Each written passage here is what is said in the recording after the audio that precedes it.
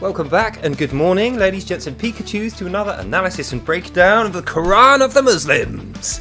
Yes, we'll be breaking this thing down verse by verse once again into factual, logical statements in English so that we can understand who or what is Allah, what does he mean by the contents of his book here, more importantly for us as non-believers, how does this affect us in our lives today.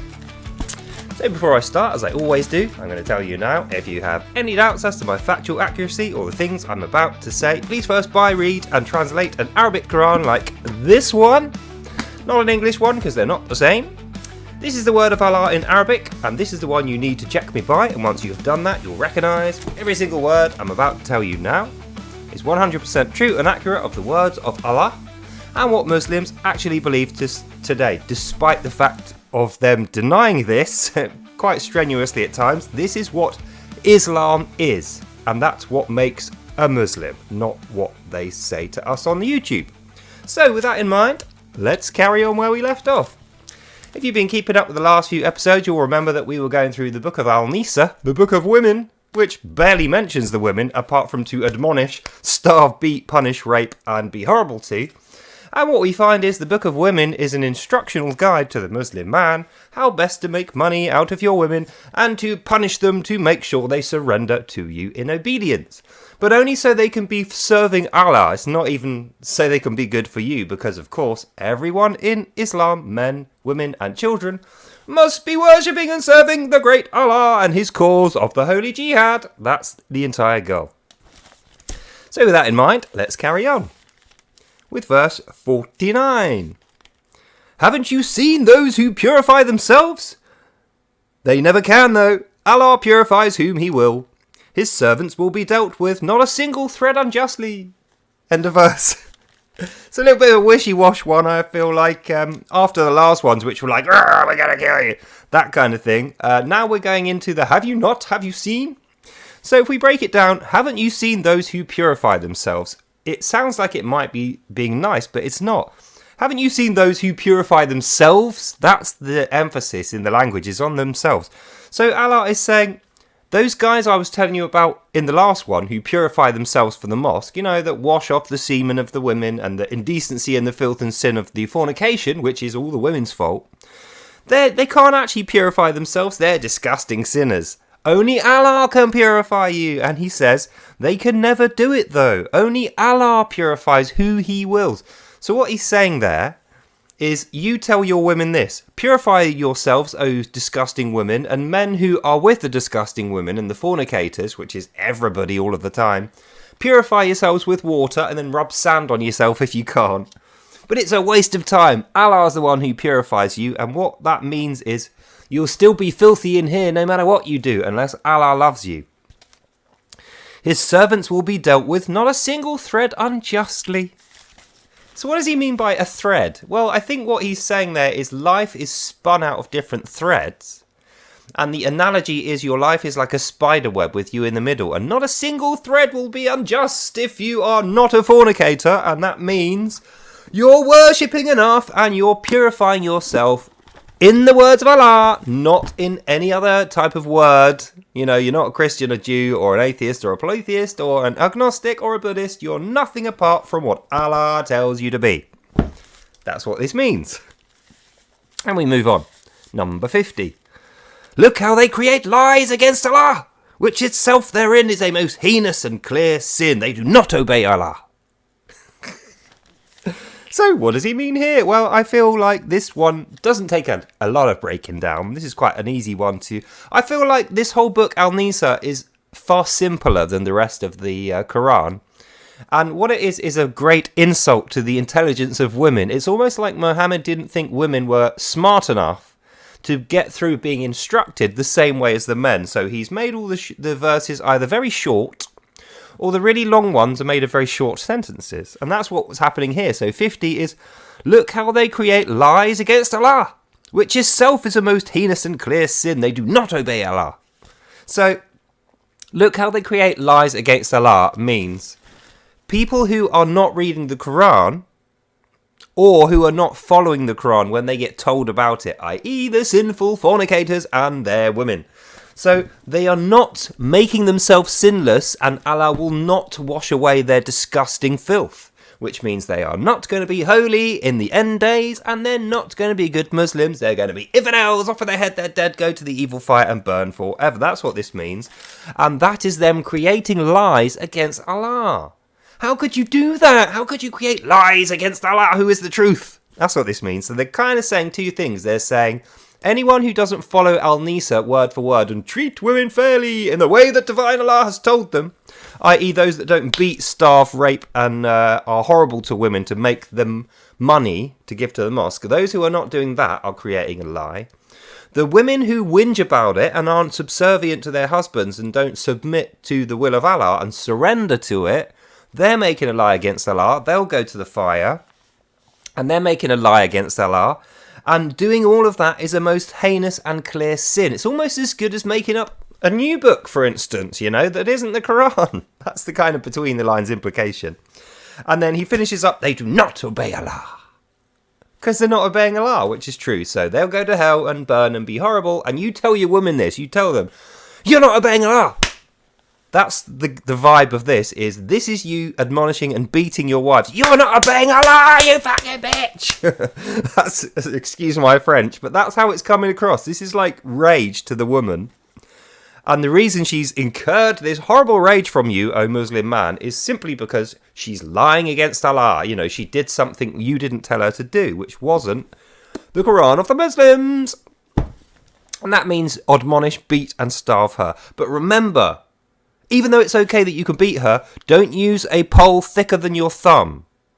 I've got quite a modestly sized thumb. If you've got a big thick thumb, you can still use it. A big thick pole. But no more. Otherwise, you'll be not treating her fairly. So just beat her 12 times with a pole as thick as your thumb. Then and only then will you be beating her fairly in the eyes of Allah the Merciful. So says Allah. But funnily enough, none of that stuff's in this one. The work of Satan, the English translation one. That's all taken out of here completely. All it says in here is, discipline them gently, because you are her caretaker. So don't beat her with a stick. Don't admonish her for lying. Just tell her off lightly and then go and mow the lawn. Okay, Muslim man? Otherwise, you're not treating her fairly, in the words of Satan. But Allah, on the other hand, doesn't agree. Allah says, admonish, beat, kill, starve, punish.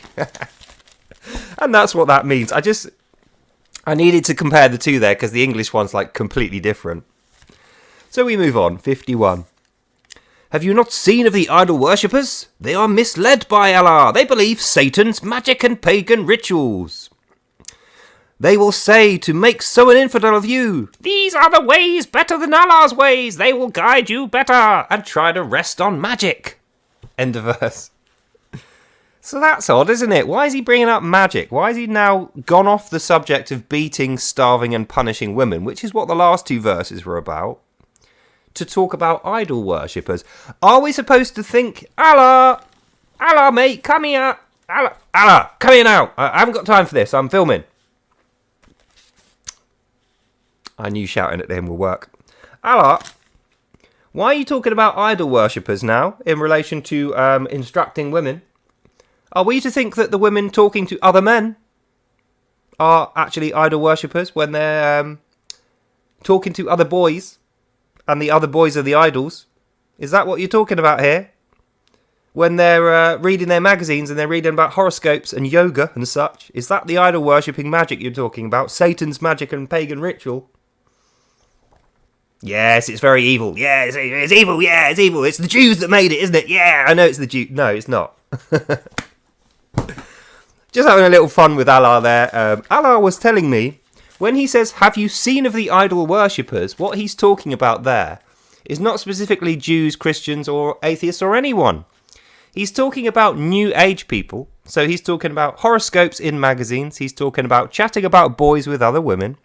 And he's talking about Satan's magic, which is anything outside of this, which they might pick up in the countries you've sent them to. Because remember, they've been sent to other nations as secret agent wives, so they can send money back to Jeddah, Mecca, Medina, these kind of places, where good Muslims live, the ones that are Arabic, not the skanky evil ones in the West. And that's what they're talking about here. So if we break it down, have you not seen the idol worshippers? Like, haven't you seen how disgusting the people of this country are? Don't be like them, even though you live there and you're having sex with them. And you might have even married one and you're working with them and they're being nice to you and giving you food and they're being friendly to you. Don't ever forget, they're idol worshippers. They are misled by Allah. But that's what he says. They're actually misled by Allah. And Allah's doing this to them with mind control, remember, through Satan, because they are not worshipping him properly. Why does this make them bad? Because they believe in Satan's magic and pagan rituals, which means anything outside of this that they may be doing. So believing in star signs, horoscopes, yoga, tai chi, breathing exercises, having a little meeting where there's men and women there together mingling, you know, like for instance when you go to playgroup and the parents are both there, that's bad. All of that stuff is Satan's magic and pagan rituals. And they will say to you to make an infidel of you, no, this is good, this is actually really good for the kid, this is the way to bring up your children and be a good wife or a good mother. That's what it means to say their ways are better than Allah's ways to guide you, and try to rest upon the magic, because they're resting upon the magic because it's making their lives easier to do all this stuff and it's making them happy, or it's just fun and interesting to pass the time while they're doing that. That's why in Al-NIISA, the Book of Women, we're now suddenly talking about childcare arrangements and things women do in their spare time. It's because resting upon magic, no, you're not allowed to do it or I'll beat you. That's where we're going with this. And that's the end of 51. So we move on to 52. Allah has set a grievous curse upon their hearts. Whosoever Allah curses shall never find a helper, shall never find love. Well, that's very interesting, isn't it? So we're now, I feel like we're talking to teenage girls here, because this is the kind of stuff teenage girls are going to be interested in. Allah's not stupid, is he? He knows about teenage girls. It seems like even though he knows nothing about women, he knows an awful lot about the younger ones, because he's directly talking to them, I feel, here. So let's break it down. Allah has set a grievous curse upon their hearts. So why would you curse directly upon someone's heart? Well, because your heart is what generates your loving feelings for others, and what other people will love. They'll love your heart if they really love you. So if your heart's got a grievous curse on it, oh young Muslim woman, no man's ever going to love you, and you won't ever find a man who you love. That's what this is talking about. Allah's talking to his younger ladies, who are the prostitutes, sex slaves, and the concubines, or possibly even the wives, or the daughters. And he's saying, if you don't do this to the letter 100% of the time in all ways, you're a liar, you'll go to hell and Allah will curse you and punish you. And the way that you'll be punished is by your heart being cursed forever. So you'll never ever find love, and love will never ever find your heart. That's horrible, isn't it? Whosoever Allah curses shall never find a helper or any love. So it's like you won't ever find a man who wants to help you, and that help will never blossom into a love. You'll be alone forever, O Muslim women. So remember, if you don't want to be alone forever and cursed and burning forever in hot coals, follow the Quran of the Muslims. That's what this means. And we move on. But that's horrible. I absolutely, that's almost the bit I hate the most in this whole horrible book. Because he's just picking on the girls. Like, leave them alone. If they want to dream about being in love and having nice families and stuff, it's like, go away, Allah. It's none of your business. You're a freak, Allah. Go away. Stop thinking about young girls and what they think about. Stop interfering in their love lives and their lives in general. Just stick to your own stuff. You know, your killing of the infidels in your war. Horrible, man. Anyway, we move on. 53. They have no share in Allah's kingdom and are hated by it all, and they refuse to bring sweetness to any people. End of verse. See what I mean about the shortened verses? This is definitely Allah telling the men this is how to speak to your younger daughters, because they're too stupid to understand the big words and sentences of the men. Like yesterday was paragraphs that we have to tell our wives. Now it's like short sentences. We're like, don't do this, don't do that. Your heart will be cursed. You're a believer in magic if you do. You know, it's unbelievably simplistic, considering these women are not stupid. They're just as intelligent as anyone else. Just because they're young women doesn't make them stupid, Allah. But anyway, we move on, and he says they have no share in Allah's kingdom. So what that means is, when they come of age, they won't have love, they won't have a helper, their hearts will be cursed, they'll be punished, and they won't have any stuff, they won't have a house, they'll have no share. They'll be orphans, and that means concubine.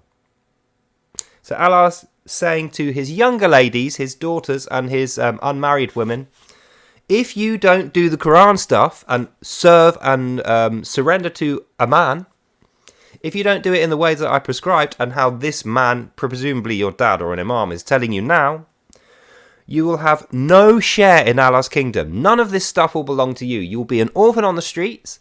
Another man will pick you up and set you to work as a concubine, and then you will have nothing to do in the world apart from sleep with random men for money you'll be given away.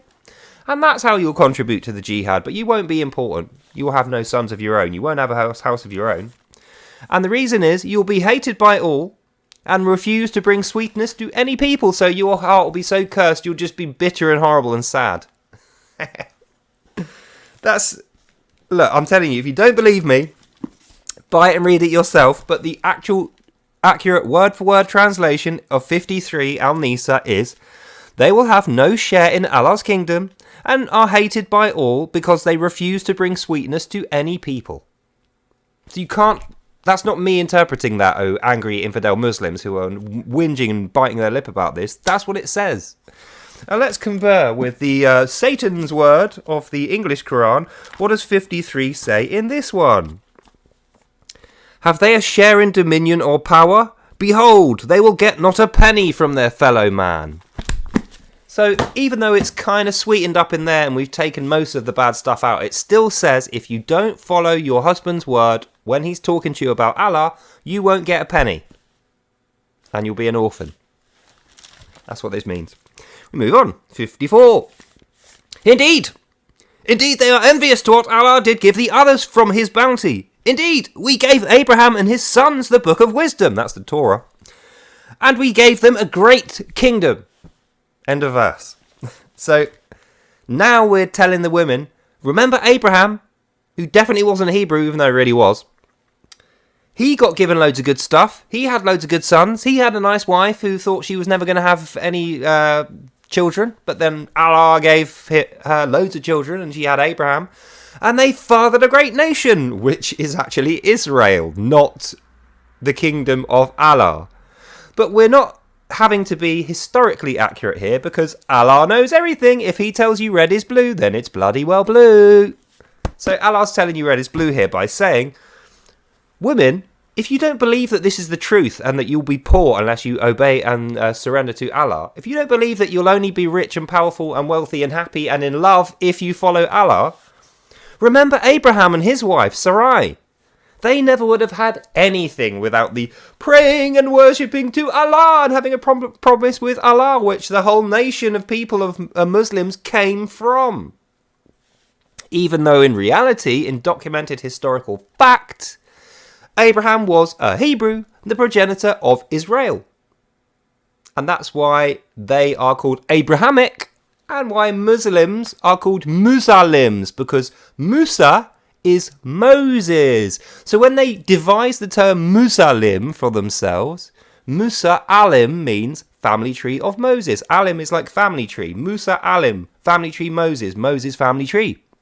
So they didn't come from Abraham. They're not Abrahamic. Oh, cry, cope, rah, get angry, kill the infidels. But anyway, even if I am a skanky infidel, Jew, Zionist, creepy Christian, or whatever you're going to call me, the fact is, oh infidel Muslims, you are not Abrahamic. Abrahamic would be the tribe of Judah.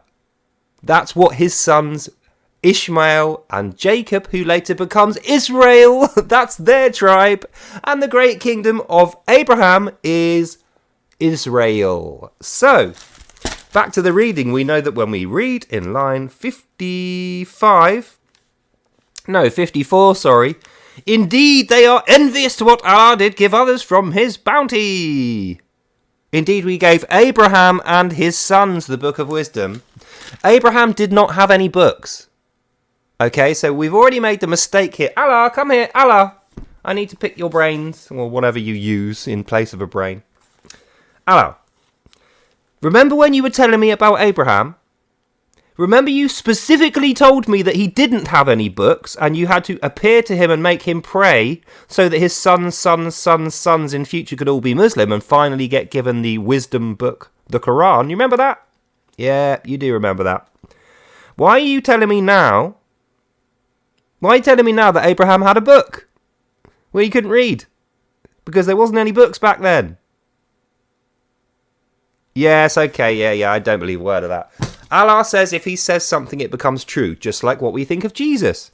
But Jesus never said anything totally absurd like that. So what we know from verse 54, if we break it down, indeed they are envious to what Allah did give others from his bounty. So the women who are not doing what they're told are envious, and that's why they have no sweetness to bring, and why they'll die penniless as concubines that no one will care about, and they will never find love. And as an example for this, indeed we gave Abraham and his sons the book of wisdom, even though you absolutely did not, because Abraham didn't have the book of wisdom. Moses was the one that had the book of wisdom. Even in this one, I just remembered, Allah claims he gave the book of wisdom to Moses. Remember that? Allah doesn't want to talk to me now, I've upset him.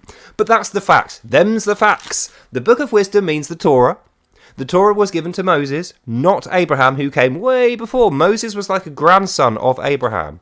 So if Moses got given the book of wisdom, Abraham was long dead by that point. Which means this whole thing is 100% not true, Allah, and wrong. And we know you're only saying this to try and twist the emotions of your women so that they surrender to you and do exactly what they're told. And once again, you're insulting their intelligence because women are not that stupid, Allah. They're going to know, hang on a minute, Moses was after Abraham. He was like 2-3 generations after Abraham. Abraham didn't have the book of wisdom. So when we say Abraham and his sons got the book of wisdom and we gave them a great kingdom, no, you didn't give them anything, Allah. They built the great kingdom so that the Moses guy could then have the book. Remember, stone tablets, Moses, Mount Sinai, that doesn't happen until afterwards, when they've escaped Egypt, where they actually were escaping you, Allah, O graceful, wise and merciful one who doesn't have a sodding clue about his own book, let alone Moses and his book. That much is clear. And that's the end of that verse. We move on. 55. So some believe in him to Allah, whilst others prevent believing in him to Allah, and will blaze brightly in hellfire. End of verse. Oh, okay, so I see what you're doing here. So he does the bit about the Abrahamic mistake, which he's made several times, but he's making it specifically to women here. And some of the women are going to be going, wait a minute, Abraham's dead by this point. Moses got the book of wisdom. They know enough to know that. And in case they argue or say anything, we have to now issue a correction. We know that Muhammad likes to issue his corrections because he can't exactly go back and say, actually, that was wrong after he gets questioned.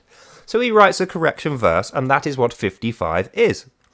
So some, they believe in him to Allah, as in they believe that Abraham was praying to Allah, whilst others prevent believing in him to Allah. Other people say no. He like what I'm doing now, they say no, Abraham definitely wasn't praying to Allah. He didn't have a holy book like you just said. We know this. Factual history tells us this. And you told us this in your own words earlier in the book. So those guys, me and the guys who don't agree that Abraham had the book of wisdom, even though we factually know that isn't what happened, so like 80% of the whole world who aren't Muslim, those guys, they're going to blaze brightly in hellfire. Allah's going to punish them because they didn't believe him when he said, don't worry about factual history and what actually happened. Just believe me that Abraham was the one that got the book of wisdom, even though I myself said in the beginning of my book, says Allah, that I gave it to Moses, and I also said Moses was the grandson of Abraham. So I've told you two things in the past which make this wrong. And if I'm telling you that this is right, those two things are now false. It's the Quran, ladies, gents and Pikachus. If you don't believe me, buy it and read it yourself. It's nonsense. Either he can't tell the time or he just forgot. Like, this Muhammad guy is crazy. Doesn't know anything. And we move on. 56. It proves it so. He's very... Have you noticed how when he makes a mistake, he then has to spend 3 or 4 verses correcting that mistake and then admonishing the reader to make sure, don't have any questions, don't have any doubts, don't argue with Allah, otherwise you're an infidel, off with your head, you're dead, and you're burning in hellfire forever, and you're evil and bad. That's what he's doing. So, verse 54, he made the mistake about the Abraham thing and said Abraham got the holy book, even though we know Moses got it, and he says that himself in earlier verses. Then he says, no, some believe in this stuff, but others don't. They're going to burn in hell forever, by the way. So don't be one of those who doesn't believe that last bit, even though it's clearly wrong. Believe it anyway, or you'll burn in hell. Now he's saying, it proves it so. It proves it so. Those who do not believe in Allah's verses do become infidels by those verses. We will roast them in fire so that their skin becomes black and burnt. And the important bit, and we will give them anew the skin of their body to taste forever burning torment. Allah was dearest and wise. Very mixed up verse. So let's break that down. This is one of the most interesting ones. So what he's saying here, it proves it so.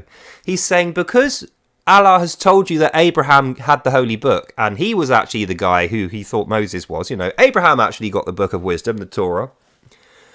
If you don't believe that, it proves Allah's word to be right, because you'll burn in hell forever like everyone else is burning forever who didn't believe that Abraham got the Torah, even though he said earlier it was Moses. And the reason we know they're burning forever is because they didn't believe the Quran of the Muslims, and they weren't listening to this.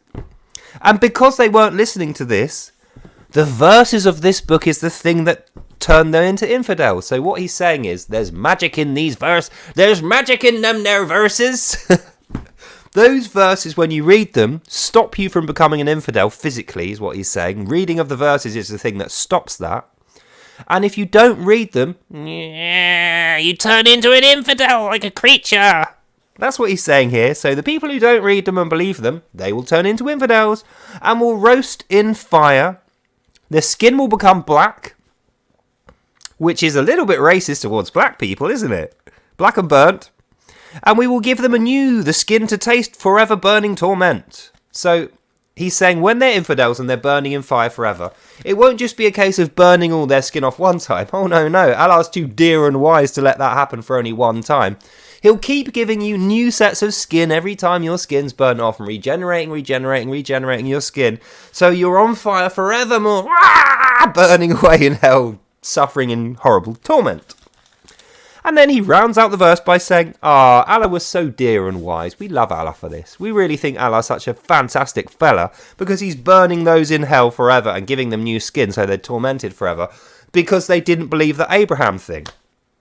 Even though he previously said it was Moses and his whole tribe is called Musa Alem. Allah, come here. Thank you for being unintentionally comedic and making me laugh by calling your entire tribe Musa Alem and then forgetting and going on about Abraham and pretending you're Abraham Alim. It's a constant source of comedy. I'm going to burn in hell! Oh no! But I'm not, because I've got Christ, the true one, not Allah, the false one, who I don't care about at all and I have no fear in and think is pathetic and a liar and his book is nonsense. So let's carry on learning how and why that is the case. The last verse now, 57. But believers of it shall be placed in the paradise garden below, though. The flowing rivers will take you there, and you will abide there forever. They will have virginal wives aplenty, and we will admit them to the shadiest shadowy place where they will find their end. End of verse, end of reading. So, most of this has been, we're going to beat you up and admonish you and burn you, and if you don't believe the thing about Abraham, you don't believe the thing about this and that and the other, you're going to be punished, you won't find love, your heart will be cursed, O woman, so do what you're being told by the man. Even if you're a little girl and you're a daughter, remember what happens, you won't find love. Don't believe any of that rubbish that your friends in college are telling you about horoscopes or finding love on the train or having luck. None of that is relevant or true. The only thing that's relevant or true is the Quran of the Muslims, in the words of Muhammad, dictated by Allah, the Lord of the universe, all gracious, merciful and wise, O woman. But if you do believe it, is what this last one is saying, if you do believe it, you shall be plucked from your life at the end of it and placed in the paradise garden below. He specifies Paradise Garden below. Through the flowing rivers you will go, and you will abideth there forever. So he's repeating the bit about how you flow down through the earth, through the rivers, to find his Paradise Garden. It's below the earth. Muslims, stop moaning. This is the 4th time Allah has directly, in the language, said his Paradise Garden is below the earth. It is not Eden. Eden is above in the skies, in the heavens. And you can't ever get back in there if you're Allah or Satan. But believers of it shall be placed in the paradise below. Through the flowing rivers you shall go, and abideth there forever. So he's repeating the bit about it will be your final destination, the end of all journeys for Muslims. They'll end up below the ground in a cave filled with fire, which he calls a paradise. They will have virgin wives aplenty. So why are we telling this to women?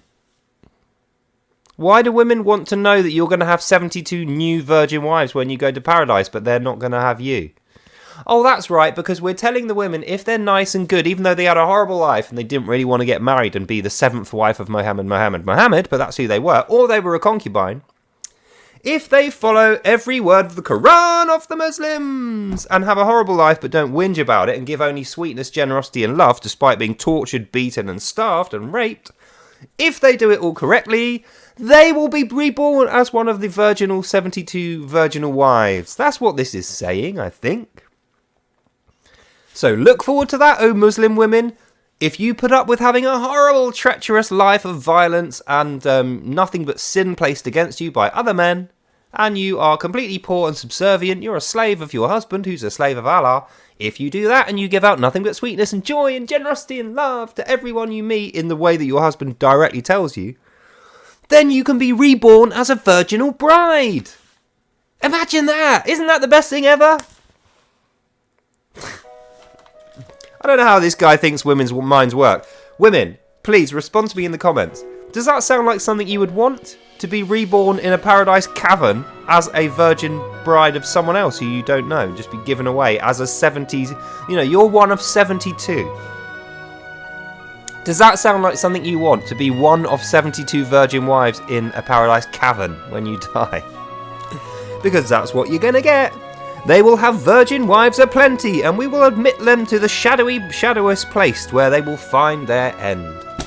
So once again, he reinterprets himself as making the Paradise Garden in a cave because he calls it, and I quote, the shadiest shadowy place where you will find your end.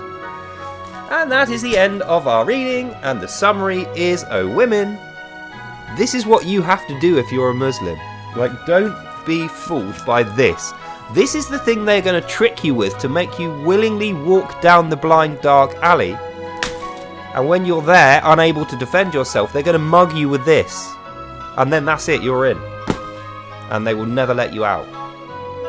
Please, women, think about yourselves. Be free.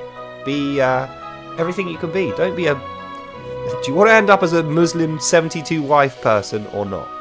Because that's the ultimate goal of this book to give you. That's the ultimate prize you are going to get from Allah. If you live a horrible life and then die without whinging about it, and you are a surrendering wife or concubine, at the end of it you get to be 1 out of 72 of a virginal wife of a man in the paradise cave in the shadowy place. Horrific. Absolutely evil. Anyway, so that's it for now. That's all for tonight. I hope this morning. So I hope you enjoyed that and you learned something. God bless you all, and I'll see you in the next one. Bye now. And if you'd like to hear more about the horrible, evil punishments that Allah is going to bestow on his women in paradise, unbelievably, then be back here at 4:15 for more Without Lies, Islam Dies. Until then, have a lovely morning. God bless you all, and I'll see you in the next one. Bye now. Bye.